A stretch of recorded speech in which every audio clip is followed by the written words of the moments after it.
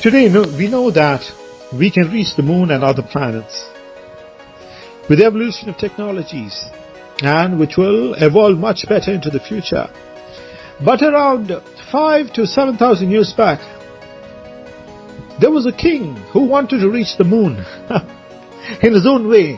When he looked out into the night sky, he saw the moon. And 7,000 years back, he devised a plan to go to the moon. But the technology of those times were about building much higher as much as possible. And then he ordered all of the workers of his kingdom, including the slaves and people of his kingdom, to start to build a structure which could reach the moon in terms of building. He thought, and the science of those times were such that they thought that building a structure very high could give them a chance to go near the moon and study it better, if not get into the moon. But still, the king ordered his subjects, ordered his ministers to gather all of the soldiers, the men, the slaves of the lands whom he had conquered. He looked after the slaves well, although they were called slaves. They were working well and they were looked after well and given the right kind of food and all kinds of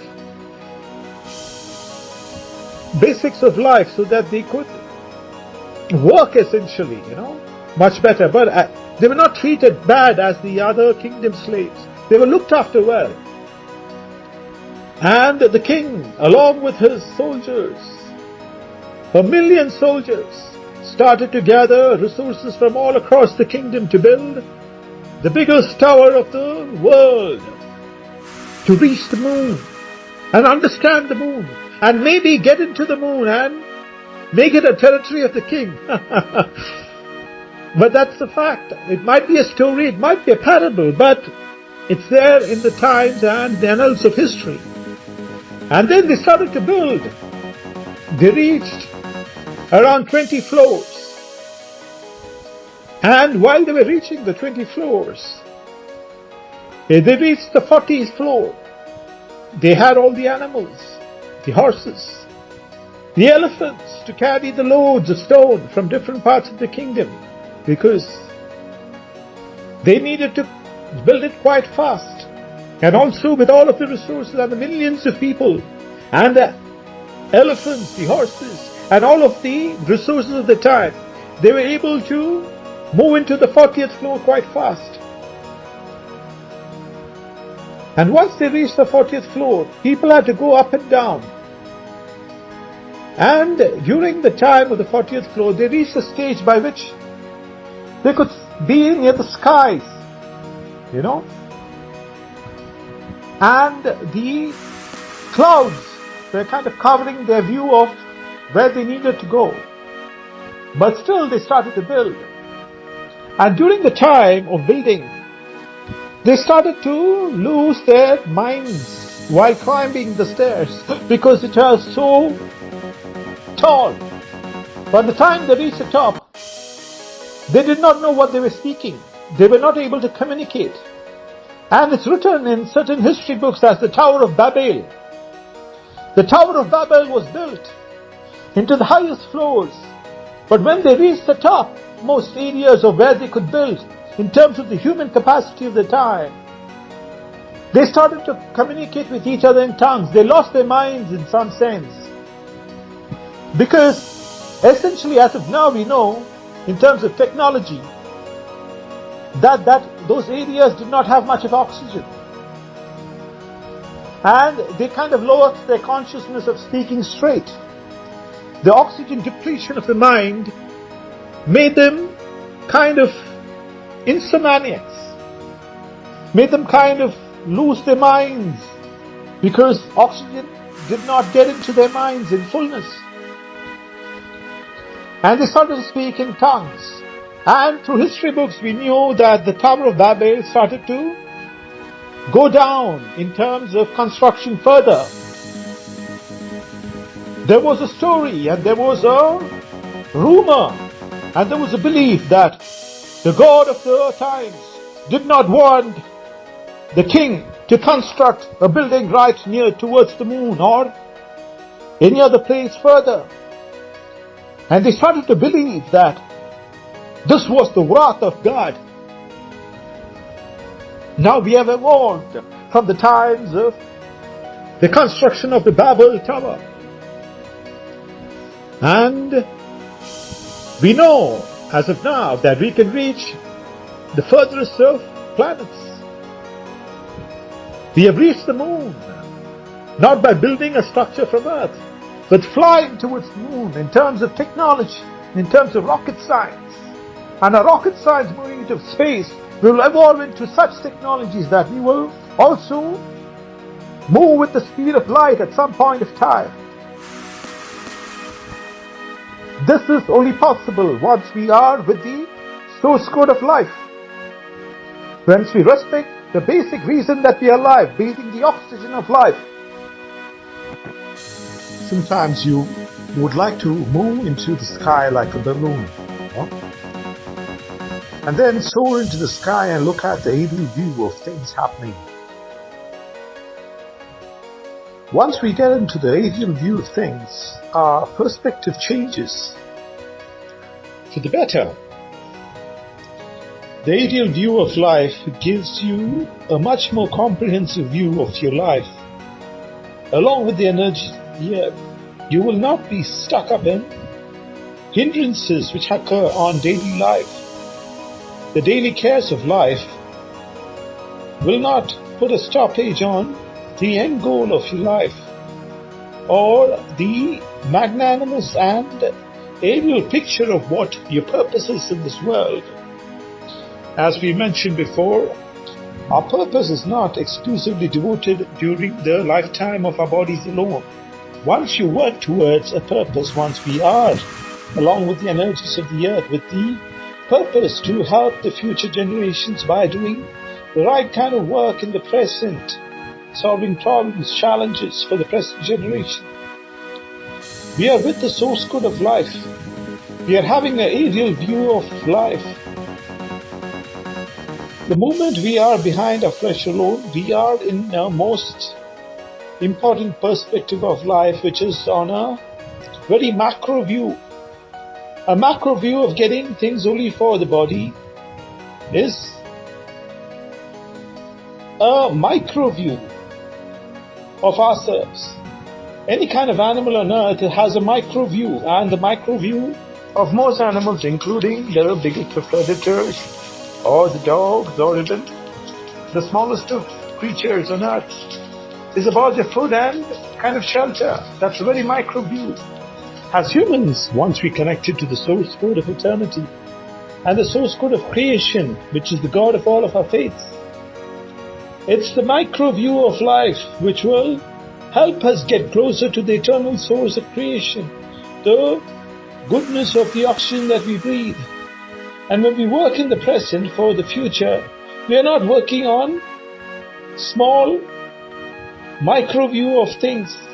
We are not working on a micro view of our life, getting the next pound of bread or making the money in the fastest way or trying to get something for the carnal self alone, which is a very foolish idea as being a human. We will move into the greater sense of our purpose as a human on earth. We will understand our time span on earth is very limited, and it's just a speck of life in the time span of history. And once we work with a greater purpose, with the universal energies of life, we are moving towards health, wealth, and spiritual well-being on earth. We will be blessed with all kinds of goodness. The life that we had, which was all about our carnal self, will turn into a blessing, because we are not working on our bodies alone. We are working with a greater purpose of all of the energy systems of earth, which provides life, and working for the smallest children on earth, and also the children within our own families and the unborn. And while you make the world a better place, also negating the vermin energies. We must understand and also come back to the point that we are negating any kind of vermin energies, the vermin rat energies which might cause disease within a family. We will negate such forces which bring darkness to the oxygen that we breathe and our children breathe and the unborn children breathe. We will stop such forces which pollute our rivers, pollute our lakes, pollute our families with disease and thoughts which are extremely manipulative. We will be able to recognize such manipulative and vermin forces, vermin energies. Once a vermin energy is confronted by the source of creation, we know that at every point of time in the earth that we live, the vermin energies are being destroyed for the sake of creation again. The worst kind of water turns to evaporate and then it becomes a part of the soil. Any kind of worst kind of unclean surface is cleaned by the rains, is cleaned by humans using the best quality of cleaning utilities.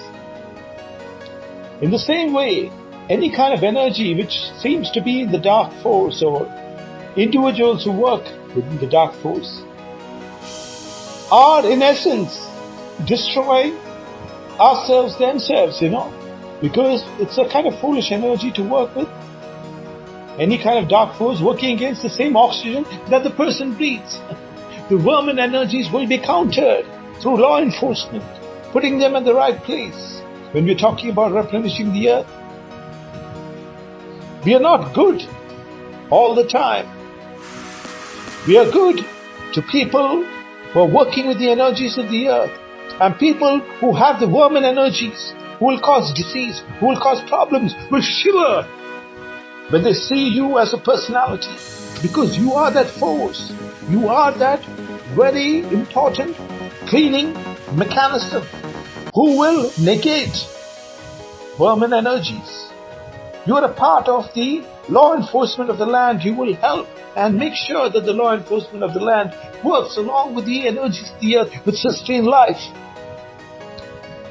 So when we're talking about replenishing our earth, it is about replenishing ourselves, replenishing the area that we live. Vermin energies, once they enter that area, they will shiver because you are on the right side of creation. You're working with your own oxygen. A foolish energy, which is a vermin energy, which is working against the very oxygen that they breathe and the children breathe, and who is causing the worst kind of downfall for their own children and the future unborn. They will tremble when they see that you are on the righteous side, you're with the oxygen and all of the life-sustaining forces on earth. This should be our clear direction. No one on earth can be only good all the time in terms of the definition of goodness.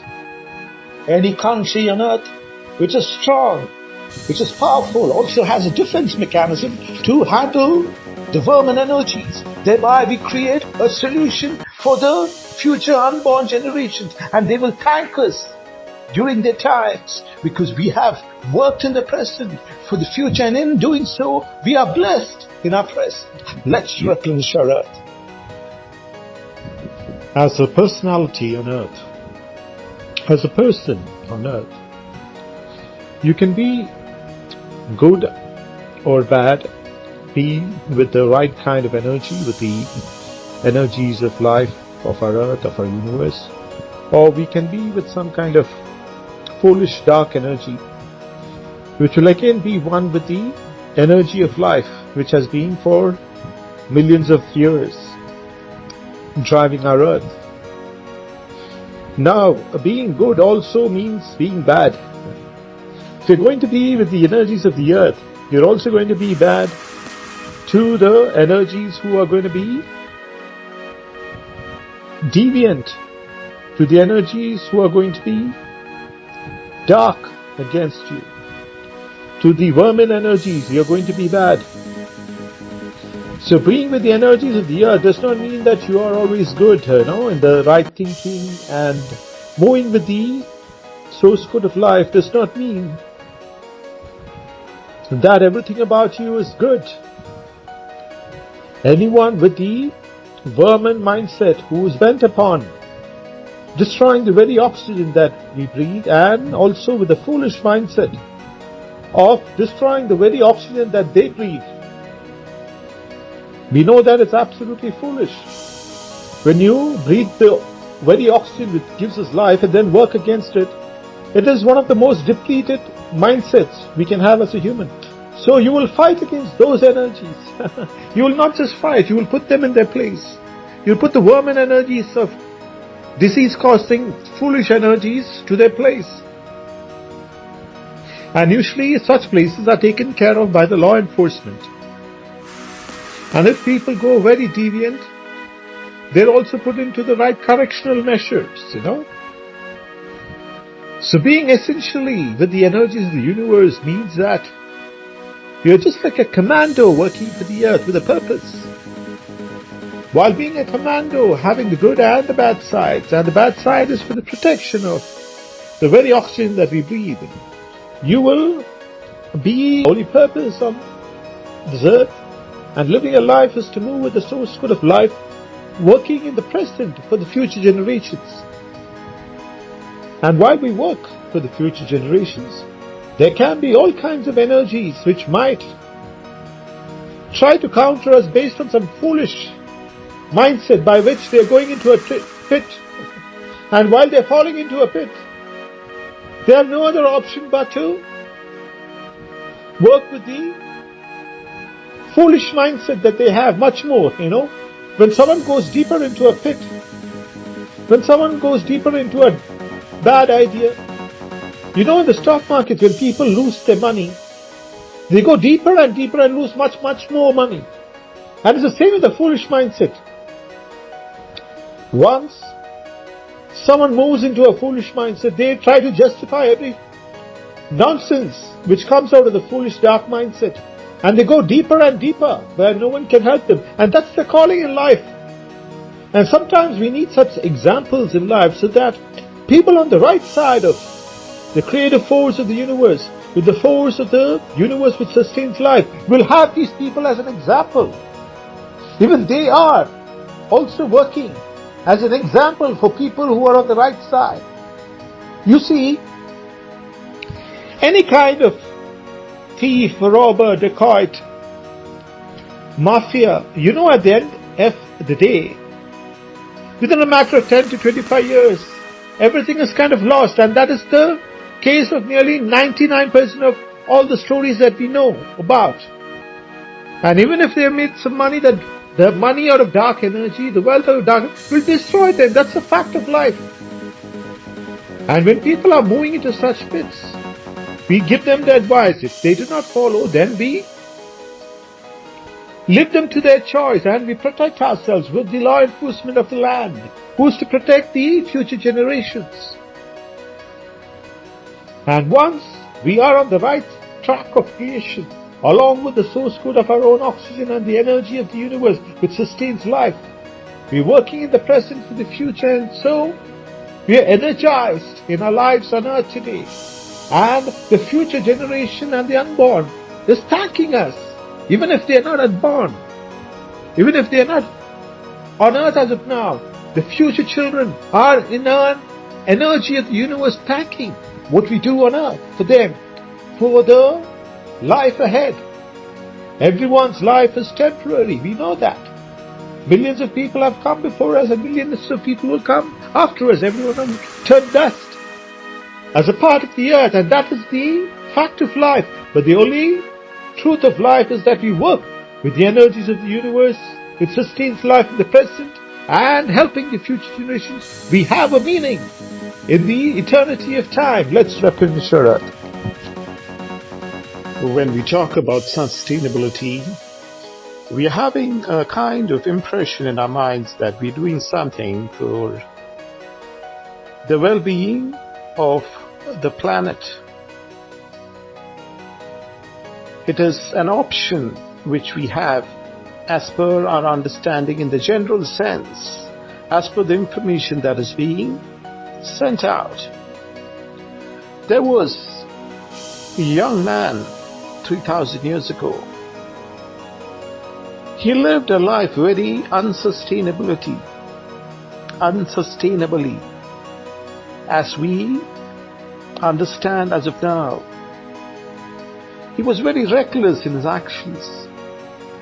He was very forceful in his actions. He did not mind undernourishing not just the earth, but all of the relations that he had with people. Many thousands of years back, there were very good scholars, there were noblemen, there were poor peasants. And the objective of his life was to acquire from as many people as possible. He used to target middle-class families and through deception try to acquire things. Even 7,000 years back, one of his modus operandi was to get into kind of poor families whom he could exploit. First, to get a base, and then to target upper middle class and the rich noble families from there by getting into professions and working. Even during those times as helper, gardener, someone who would be a household help. But the ultimate aim was to undernourish himself and also all of the people whom he is associated with. The basic concept within his mind was about unsustainability for himself. He did not respect his own oxygen even thousands of years back. Now you know the future of such an individual who does not respect the basic systems of life which gives an individual the power to live on this earth. Even thousands of years back, his life depleted. People who worked with over a period of time despised him, threw him away from his job. He was on the streets. It's the same thing also in today's generations, in today's world. People with this kind of mindset will not prosper because they're working against the very oxygen that we breathe. But on the other hand, when we talk about sustainability, it's about sustaining yourself with the energies of the earth. In things that you do, in your meditation, you will not be reckless in your actions. You will also consider all human beings as your fellow men. And you will also target individuals who are malicious in their attitude, just like the individual we explained about. You will put a halt to such individuals trying to tamper with the core essence of our earth, the life systems of our being, the life systems of our old cells working with the electricity of the earth. We will help strengthen such forces. We will not move with individuals with the wrong kind of thinking, with the wrong kind of mindset within the subconscious of their mind, which leads their lives into complete disarray. And then they try to influence others, trying to drag others into their life of misery. Because in essence, their mindset has a story deep within their subconscious, which is all about the carnal self. And when people are running behind their carnal selves alone, without a purpose to be with the source good of life, the oxygen that we breathe, they're lost in life. They move into pits. And the moment they get into pits, they start to be very adamant within their story, and they go deeper and deeper. That is the case with a lot of individuals, a lot of us as of now. Sustenance of oneself. Sustainability is associated with prosperity. It is no longer an option that we sustain ourselves in terms of replenishing the earth. It is one of the basic systems of life for us to move into prosperity of health, wealth, and spiritual goodness. Today and into the future, along with the greatest of learning chips, the supercomputers, the quantum computers, and the deep systems of knowledge will help us move with the source code of life, provided we give it a clear direction to move with the very energy which gives us life, the oxygen of our universe, the water systems of our world, every life-sustaining force. Let's replenish our earth. How do you know that you're with the righteous calling? How do you know that you're living a life along the right side of creation of the universe, which sustains life? How do you know that you're not working along with the dark energies which destroy the very oxygen that we breathe? How do you assess your life? The one and only test for you to assess your life is, are you contributing in the present for the well-being of the earth into the future, the well-being of the generations into the future? That is the only measure of your life. That is the only measure of being with the godly sense of all of our faiths. All of our faiths have a basic sense to protect the future generations. All of our faiths respect the earth as a gift of the eternal source of creation, the God of all of our faiths. And once we work for the future generations, in the present, we are in turn worshipping the very essence of life. The very essence of life all around us, the trees, the water, the oxygen, the rains, the seasons, the food on our plates brought about by an ecosystem of rains at the right time, seasons at the right time. The entire system of the earth is a gift from the God of our faiths. And once we respect that very essence of the gift of the earth, we are working along with the right side of creation. Now any kind of vermin force which comes against us, against the very oxygen that we breathe and against the God, we will counter those vermin energies. And it's very easy to identify the vermin energies. The vermin energies are the energies which deplete their own oxygen that they breathe, which means that they might work against the basic systems of life. They might come into families and then create problems, create troubles, create disease.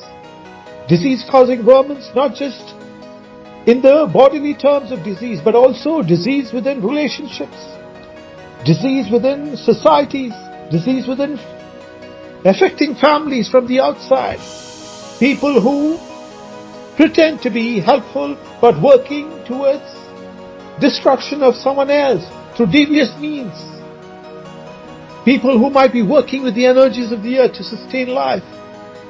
The best of engineers, doctors, the best of law enforcement officers, the judges, the politicians who work with the energies of the earth. There might be vermin energies coming in and acting as though they're going to help them, but they might be working against the very source of our being, the basic systems of life, the greenery around us, the flowering trees, the pollination of the flowers, the companies that we are in.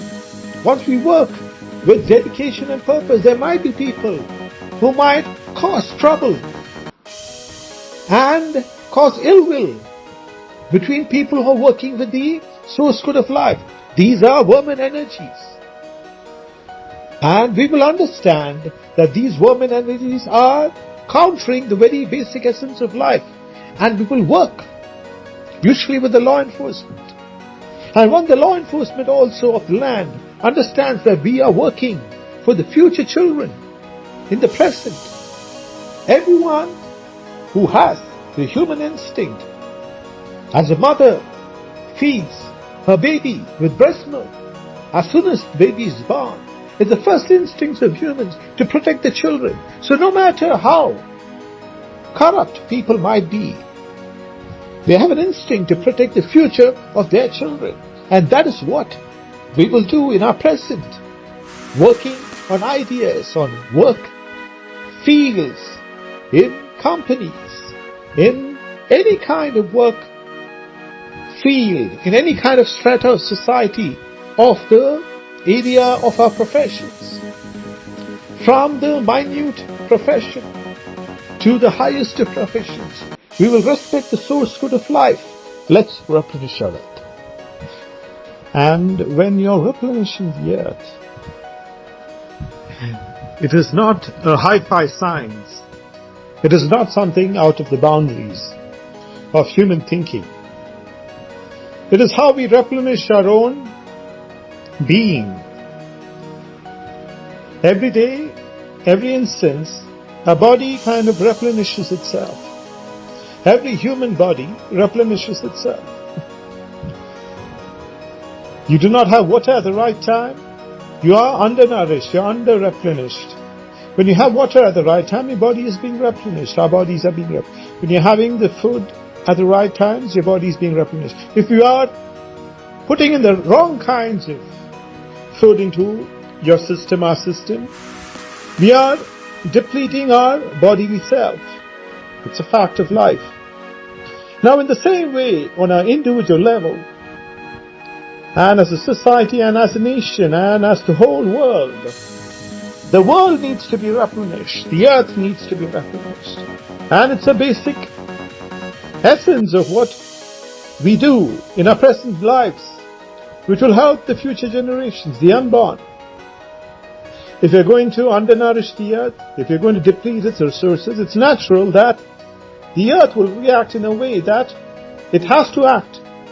Now, when we are on a mission, we are on a purpose. As we said, it's not a big science. It is on doing things on an individual self and also creating the right kind of knowledge on an individual basis, on a basis of a society, and as a basis of a nation. Now, if we achieve the mission or if we fail in the mission, still we are kind of content within our soul. It does not matter. At the end of the day, the energy of the universe will prevail. In whatever form it will. The earth will survive. Maybe at much higher degrees than we humans can survive. But our message is for the evolution of humans into the future in terms of what we do on earth. And to help the earth. Help humanity. The earth, as we understand, will survive. There are planets which prosper in its own structure, in its own energies, in thousands of degrees of heat, much more than Earth. There are planets which survive, evolve, and have a good sense along with the universe in minus thousands of degrees. But we must understand the earth is the gift of the God of our faiths, the gift of the universal energies of life, exclusively for the life species on earth and very exclusively for humanity, because we are connected with the source code of life through creativity. Let's replenish our earth. The earth we live in is moving around the sun. It's within the structure of space and within our solar system. And why do we call the earth and the solar system? Why is it named the earth and the solar system? It is because the earth functions with all of the energies of the universe to keep it within its orbit. Just imagine the most heaviest of ball. You throw it up into space to come crashing down because of gravity. But the earth, with all of its weight, with trillions and trillions of tons of weight, which holds all of the buildings on the earth, all the minerals, the greatest of planet for humans, is balancing within the spatial system. It has an orbit of its own, and it moves around the orbit of the sun. And that is why we call it the solar system, because there are so many energies working to keep the earth within the orbit. And the earth is within the orbit for millions of years. In the same way, the earth is being nourished by the universal energies to provide us with life. And the basics of life is the sun's energy, which creates photosynthesis, creates life in terms of giving us food sources, the pollination of the flowers, the sunlight which caresses the trees, the plants, the fruit-bearing trees, the vegetables, the cultivation of cereals, the basics of food products. The sunlight is the main source of life on earth. And through sunlight, oxygen and water is enhanced. It's created. Because of sunlight, the trees convert carbon dioxide to oxygen. And we have oxygen. And oxygen is the basic system of life for most living species on earth. And the sunlight is the main source of water for humans. Because of sunlight, there is the rotation of seasons. There is rainfall from different areas of the earth. The sun is the primary source of life for the earth, enhancing other species of life from the plant life, from the tree life, giving us oxygen, giving us sources of water. And the moment we understand that we are within the prism of the universe, the energy of the universe which balances our own earth which we are in. Just imagine you are sitting right now, or walking right now, or driving right now. The earth is moving around the planetary system, around the sun, within its orbit. We are not conscious about it, and it's balancing within the orbit. The heaviest of heavy structure within the solar system is not the earth. There are so many different other planets, but still the earth moves with the energies and the energy of the universe as a whole, which sustains the earth. And the earth in turn is a blessing for humans, a gift from all of our faiths. And once we start to respect the basic systems of life, we have a future. Let's replenish our earth. Let us not fall prey to all of the information that is being fed to us on the television, social media, news, and any kind of information which is being projected at us. We have talked about a micro view and a macro view. Now let's look into the earth. Let's look into the history of the earth. Let's look into the history of 100 years, 1,000 years, 10,000 years, maybe 1,000,000 years. And let us get a kind of direction towards our life. If you were in space looking at earth, you will see the whole of the earth. You will see the energies of the earth. You will see the clouds. You will see the seasons. You will see the extreme weather patterns. You will see the geography of the earth. You will see the rivers. You will see the lakes. You will see the mountains and the entire stretch of the earth.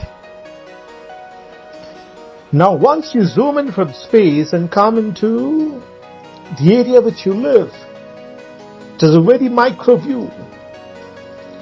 And then most of the information which is being fed to us is within that micro view of our lives. Then we see a lot of drama on television or serials on television, and most of those serials are trying to get things as fast as possible through devious ways.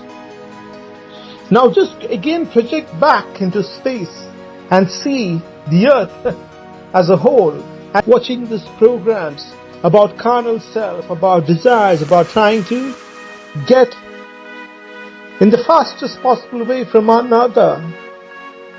What does it mean to your vision from space?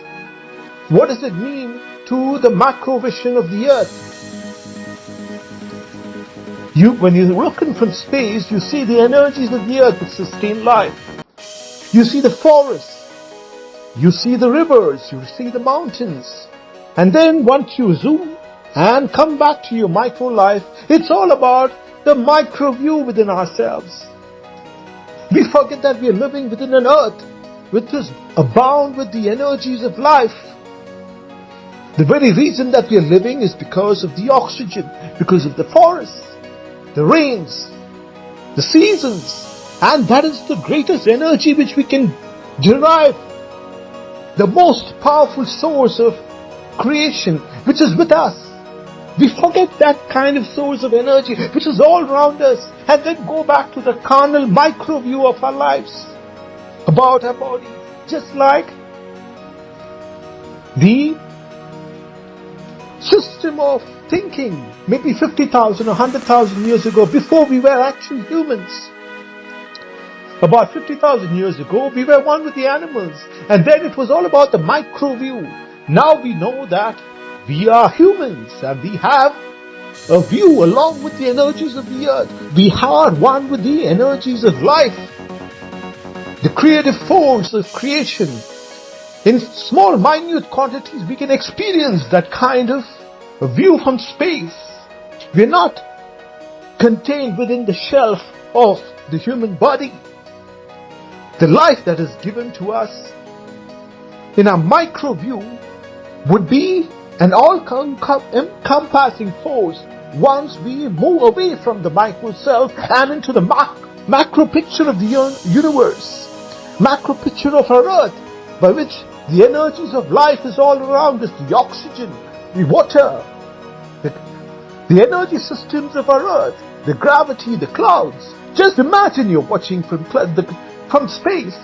Then on a micro view from your body, you will move into the space of the universal energies. You'll be one with the energies of the universe which sustains life, and that is the greatest force to bless your life on earth. And it's the most wisest, smartest, and the only thing that you should do as a human. But then again, because to some extent our minds are going back into 50,000 years of evolution when we were no longer humans. We were one with those animals because of our carnal selves. Today we understand that the only reason that we are human is because we are one with the eternal force of life of our earth. In small, minute quantities, we are connected to the source code of life. Let's replenish our earth. We must understand that once we move away from the micro view of ourselves alone, we are moving into the greatest energy source of not just our earth, of the universe. The view from space which sustains all life is that energy which we are drawing into. Let us not be foolish within a human body and a human mind which is connected to the eternal source of creation. The view from space of our earth and all of the energy systems which sustains life must be the meaning of our life, of our lives on earth. And once we move from the micro view into the macro picture of the energies of the earth, we are one with the all-encompassing force of life. Let's replenish our earth. When we are talking about doing things in the present for the future, children of the earth, the future unborn generations, we are tapping into that very energy source of the earth, of our universe, which is not about ourselves, but into the macro picture of the energies of life, which is sustaining our earth. The view from space, by which you see the clouds, the rains, the seasons, the rivers, the sea, the aqua life, the different energies of the earth which sustain life, and the dark energies which are being destroyed to be one with the energies of life. You see it from space, and that is the very energy that we are working on in our present. When you're working for the unborn generations into the future. We are tapping into that very eternal energy of our universe, of our earth. And when we are working in the present with our human bodies and the soul within us, which is a part of the eternal force of creation, we would be having a place in the yesterday, today and tomorrow, because we are one with the energies of life, sustaining forces of our earth. We see thousands of different planets. They do not have life of humans or any other kind of life systems, but still those planets thrive in the different energy systems. The planets work in a synchronization, but the earth is the absolute gift of the eternal force of creation for us humans as well as all other life forms on earth, so that life blooms into goodness of the energy sources which we see all around us, which sustain our life. And once we strengthen those forces in our present for the future, that is the only meaning which we can draw in our lives. And our lives on earth at present are blessed, not because someone is blessing us. We are moving into the source of creation. We are moving into the energy of goodness. And our life can be only meaningful if we are working with the source code of life. Let's replenish our earth. Why do we call a desert as a desert? Why do we call a valley as a valley? Why do we call different areas of the earth as habitable and inhabitable? One of the primary reasons why we segregate different lands is because of the resource of water. And what is water? Water is oxygen and hydrogen, which makes the basic sense of every being on earth. We do not have to go back to the knowledge that our bodies are 60% to 65% water. Our brains are nearly 96% water. So it is oxygen and hydrogen. Now you might go into a desert. The reason why it is a desert is that water has not irrigated the lands for many years, maybe tens and 50 years, 100 years and much more. Rains have not come at the right sequence, in the right seasons. And that's what makes deserts. Now what is a valley? A valley usually has a lot of greenery. It has lots of water sources, stream flowing. And it is usually between different hills. And it's that central part of the hill where the water flows, bringing in minerals from different areas of the hills. And then humans inhabit valleys. And the essence of a valley is the best source of water and the minerals. Now you go behind any kind of cultivation on earth. The essence of the soil is water nourishment and the biological sources of the soil. The micro life within the soil which makes the soil fertile. The organic life within the soil which is again nourished by water. You go beside the seashore. You find coconut trees growing in full bloom. And the coconut tree is one of the most sought after fruits, as we call it, but a coconut is a coconut. It is so useful that the outer shell, the coir, is going to be very useful for different purposes. The inner shell and the copra within the coconut is used for the best coconut oil, which is, as per the recent scientific understanding, one of the best oils. Although it has certain amounts of fat, it is healthy fat. It has properties which help humans in terms of being very resourceful. The coconut gives a complete life form on its own to humans. The outer shell, the inner shell, the copra, the water,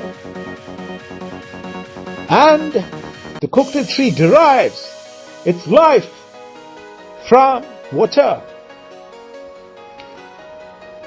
The water from the sea percolates down and the water is filtered, and the coconut tree goes deep down its roots and takes those fresh water and brings it into the coconut trees. And as a tender coconut, when it's consumed, it's one of the most nourishing drinks that a person can have on earth. Now, as we see, water is the source of life of every being on earth. And we term land areas on earth as fertile or infertile, desert or valleys, or the most beautiful and pristine of places on earth, has the basic source of life, which is water and high quality oxygen. Now you go to different countries of the world. We appreciate the landscape. We appreciate the flowering trees. We appreciate the green meadows. And the source of water in most of the developed countries are very pure, that in the essence that you can drink tap water, and they have different areas across most of the developed countries where you can have open tap water in the best places on earth. They have given respect for the basic source of life, and that's what led to the development of the country. Most of the developed countries, especially in Europe, have an even balance of nature as well as development. You will find factories in the best of landscaped areas, in the best of natural setting, along with the energies of the earth which sustain life. Now, once we give importance to the basic source of life, it will lead to an aura of development, because we are giving importance to the most important foundation of life. The best quality of water should be available to the citizens. The best quality of oxygen should be available to the citizens of a country. The moment a country starts to be clean by having the best quality of water, the best quality of air, and the surroundings within the country, and the best of road and infrastructure systems which complement it, it will naturally move into a high degree of development, because it's the basic foundation of life of any country. And also we are doing a very important basic foundational work for the future of our children and the unborn generations. Let's replenish our earth. The primary force of your life must be a purpose. And as a human, we must understand that we cannot be a saint. No human on earth can be a saint. No human can be only on the good side. A person who is worth the respect of life is one who has the good and the bad side.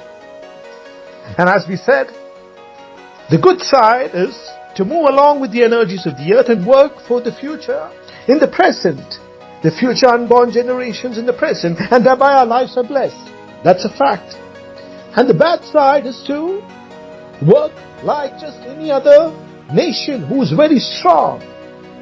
We call a nation who is strong and respected, who is with the energies of the earth, if they have a strong defense force. And the weapons within a country are that defense who will strike malicious energies, who will strike vermin energies if they cross the line. And that should be the same case with us humans on an individual level. Your bad side is for the protection of the energy systems of the earth, of your own family, for the future of your children. You will work against vermin energies. So, a person on earth, an individual, a human, has the good and the bad side. But the way we use the energies within a human is what counts in life. Another important factor is when you're working with a purpose, you can get lost in life. But if that purpose is very clear within your soul, within your subconscious, no matter if you falter from the very road of your purpose in life to work with the energies of the earth to sustain life, you will come back just like a tightrope walker, as we mentioned, who might be doing a practice and fall down. But you might go haywire in terms of the pleasures of life, which might be about the carnal self. But once you have a clear vision, the macro vision of your purpose of your life on earth, your purpose of your life within the human body with all of the energy systems of the earth, the view from space of the earth and all of the energy systems which sustain life will be that factor of your life. You will move away from your carnal self and again into the spiritual realm of working with the source code of life. In the present and for the future, all of our discoveries, all of our inventions, the supercomputers, quantum computers, and also the human biological computers, which will evolve in terms of the replication of the cell systems within the human biological body or any other form of life, will be the future of science. And through these knowledge and deep learning, we will move with the source code of life. Because we have a macro view. We moved out of our micro carnal self and moved into the energies of life, the life-sustaining forces, which has predated humans, which has been sustaining life on earth. And the very reason that we are humans as of now will be established within our subconscious. We will move with the creative energies of life, with all of our knowledge systems into the future. Let's replenish our earth. We know that the sun is everything about life on our earth. Without the sun, no life exists. And we do not have to go into any kind of explanation about it. Now, around 10,000 years back, people wanted to explore the sun. So there was a very wise man. He studied the sun. And thousands of years back, he drew graphs of the sun and he started to envision how the sun helped the earth. And his vision thousands of years ago was the sun gave him light. The sun gave him the food. Through photosynthesis, as we understand now, the plants evolve, trees evolve. There is fruits, there is produce of vegetables, and every life system on earth survives. The rains, the rivers, the plant species, the animal species, all is dependent on the sun, and it's the very essence of life. He understood that life and the sun was one and in sync on earth. So he drew an art form of those times by which he linked the earth and the sun and the life systems as the only source of life. And his art was presented to the emperor. Now when the emperor looked at the sun and the entire artwork which he had presented, it does not mean much to him, because his mind was focused on acquiring more for his kingdom in terms of his carnal self. But once this image was given to him, and the wise man explained to the emperor of the time that the sun is the only part of his kingdom that he should dwell upon. He should forget about everything about his kingdom, about acquiring anything more. And he told him that to focus on the artwork and focus only on the sun. Now the emperor of the time was taken aback. He thought that this man, who was a wise man, who was called the wisest of men, was trying to fool him. He asked this wise man, "What the hell? Why do you want me to focus on the sun? I'm running the kingdom. I'm running nearly 25% of the earth, as we know today. And you're telling me to focus on the sun." Now, the wise man again explained to him in very clear detail as to why he gave him the painting, and the focus was on the sun. He told him that the very essence of us breathing, the emperor breathing, all of his breathing was because of the sun. He told him that the plants gave the oxygen, the trees bore fruits because of the sun. He told him that the rains, the seasons, the rivers, all depended on the sun. And as he was maintaining 25% of the earth, if he did not give reverence to the sun, then the empire would collapse. And he told him very straight to the king, the emperor, he was a visionary, he was prophetic. And also his words had much more meaning than just focusing on the sun. It meant that the emperor focused on the life-giving energies of the earth. The sun was the primary source of life for his kingdom. The sun was the primary source of all the energies of life. And the first and foremost part, when he concentrated on the energies of life of our earth, the gift of all of our faiths, he would start to flourish. He would come into the right kind of knowledge to maintain his kingdom much better. He will treat the forests, the plants, the architecture along with the source code of life. He would build the best of road systems along with the best of structures and the highways with flowering plants and trees which gave comfort to the travelers. He would see that most of the subjects of his kingdom respected the very source of life for which they live. And by doing so, he would be the best emperor who had lived on earth during his time. The emperor was taken back by the wise man. And he told him that this is the first time in my life that I have come across such a deep thinking, and you have given me that vision. And he gave him vast areas of his empire to manage, because that was the time of nirvana, a kind of knowledge which the king got to respect the very reason that he lived, the very reason that he breathed life.